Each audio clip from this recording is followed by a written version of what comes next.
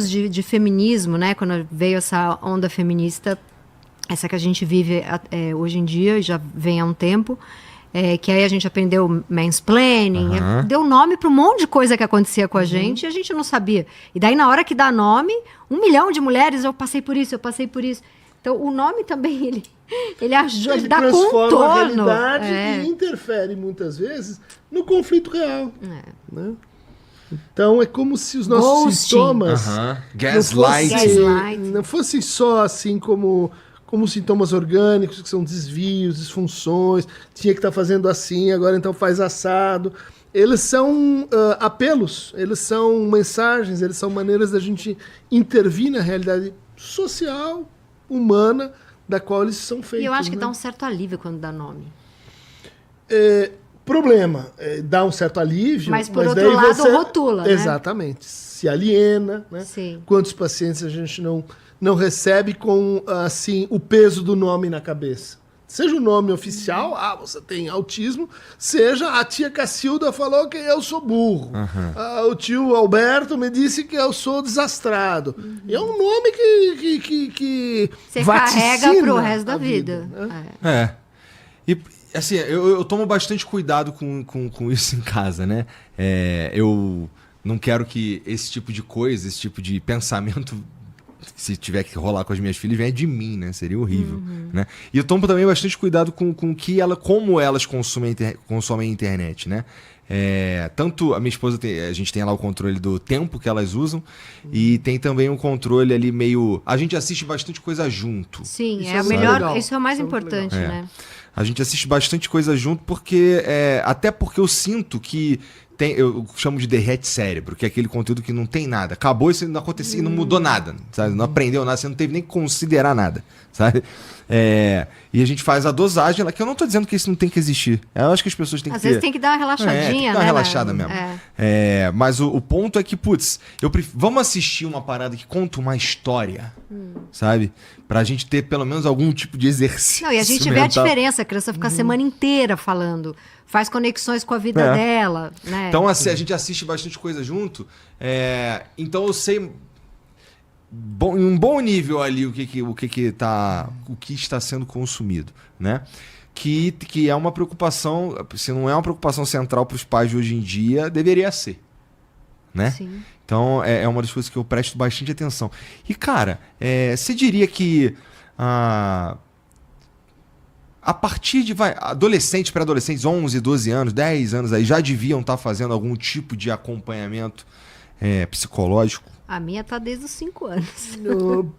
Eu acho que a gente já tem uma crise, né, nessa matéria, porque antes de usar os recursos que a gente poderia usar, né, que são os nossos recursos naturais para enfrentar conflitos, questões em termos de saúde mental, a gente se demite e empreita isso para algum especialista, ou para a escola, ou para uma religião, ou para o outro, né?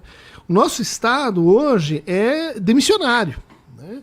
A gente prefere, às vezes, tomar uma medicação cronicamente a tentar entender, ludar, fazer alguma coisa que altere aquele desconforto, aquela insatisfação, aquela inadequação.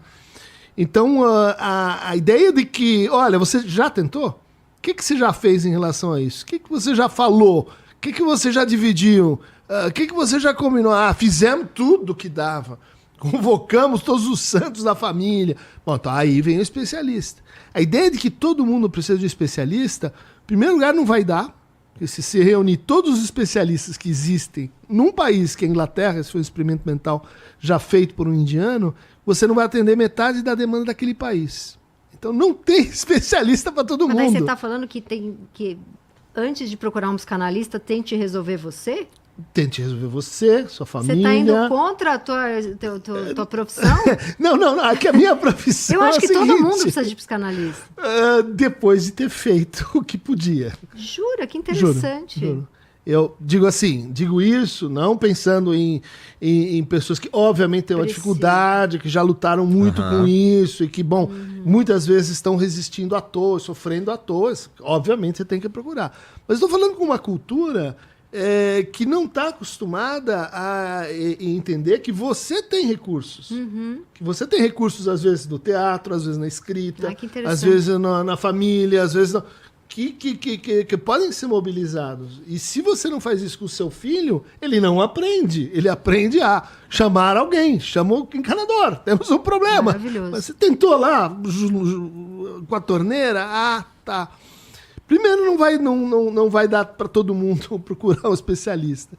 Segundo lugar, há práticas, vamos dizer assim, essenciais e óbvias que a gente aprendeu a ter em relação à saúde geral. Açúcar, sal, faz exercício, não engorda, faz exame mesmo. A gente aprendeu. As gerações anteriores só iam para o médico quando tinha uma doença. A gente não tem nada parecido em termos de saúde mental. Você vai lá na sua internet, mete bronca, cancela, briga com os outros, queima os seus amigos e diz: tô com um problema, pode ser depressão. Tá?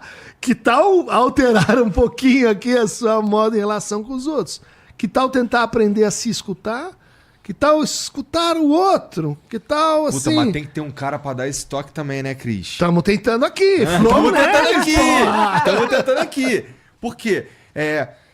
Cara, ano passado teve uma fase, que eu tava introspectivo pra cacete, tentando entender o que tava acontecendo, por que eu tava sentindo o que eu tava sentindo. Tentando entender, bom. Tentando entender. Assim, eu já tava tentando entender há muito tempo, só que ficou mais intensa essa busca, sabe qual é?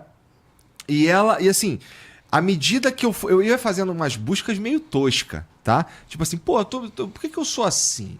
Eu sinto isso quando acontece isso. A primeira vez que eu senti isso, eu acho que foi aqui. Talvez venha disso. Então a verdade é que talvez isso venha de eu ter me sentido inseguro nessa situação aqui. Talvez seja por isso que eu acho assim. Então... E aí eu entrei numa aspira assim, de ficar tentando entender qual era por quê que eu agia como agia, muito eu pensava melhor do que já correr para um remédio. Né? Então, mas eu não sei, esse que é o ponto, tá ligado? Eu não sei se porque será que eu chego às melhores conclusões? O analista, muito boa pergunta. O analista só vai te ajudar a fazer melhor o que você já está fazendo. Porque isso aí já é a gente que faz na terapia mesmo. Né? Essa resposta, será que sim, será que não? Como é que vai dar? O analista vai chegar e dizer, não, esse sim, esse não. Você vai continuar a conversa e os efeitos disso vão te dizer por aqui ou por lá.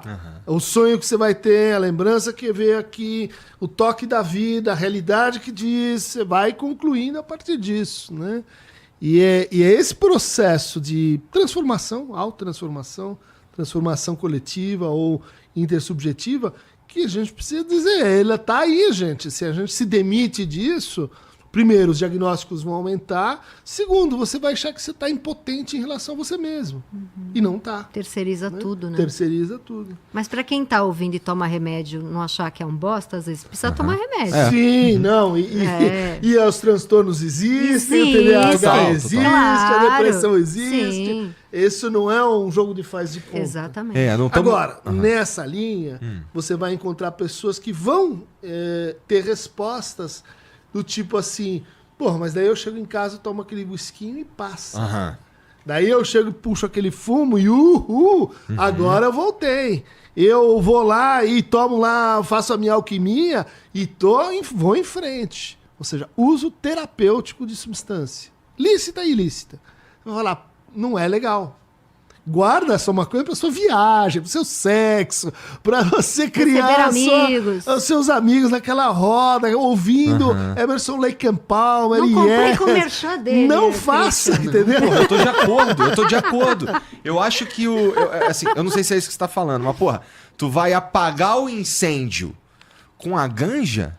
Dali a pouco você tem um problema com a ganja e o incêndio continua lá. A pior crise de pânico que eu tive foi o dia que eu resolvi chupar uma bala de maconha pra sair de uma crise de pânico. Eu piorei ela. Mas você tava acostumada? Não. Era óbvio que você ia piorar. Piorei muito. Se tivesse um amigo maconheiro, ele ia falar, não faz. Amigo maconheiro, eu tava numa ansiedade louca, não tô me estimulando. Cara, essa balinha aqui... Eu falei, nunca experimentei, eu tô só acostumada com gotinha de canabidiol que meu endocrinologista me dá. a mais nerd, né?